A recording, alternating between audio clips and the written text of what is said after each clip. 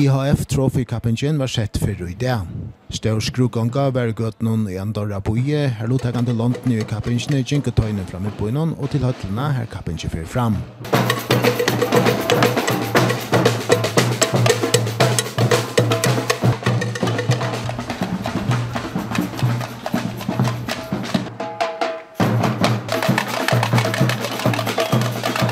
Førska lige kom til Andorra i jar og vant for første fyrir morgon, og en av vennjarnon, Bridger Hansen, lite vel let. Angerskier i høpenon, og omstønner å gåar.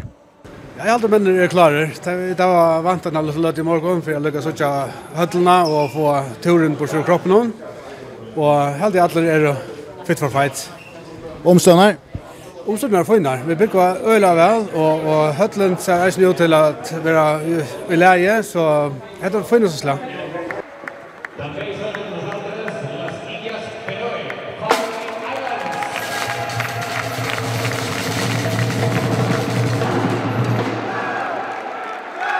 Første distren til førska og tjolandslinjen var i dag klokkan 5 førska tøy, med å stå lier Azerbaijan, og et liv førska vennjerner ikke har det større vidanna om.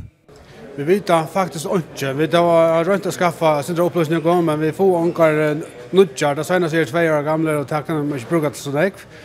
Men vi har så sæter og så ikke ut på kropp. Altså, det er ikke så store menn som vi vanlige møter, da man møter europeiske London, så vi satser på at okkara li er så mye godt at vi skulle kunne finne et godt utslut i kveld. Så vänner går. Ja, det er det absolutt. Gå Edna.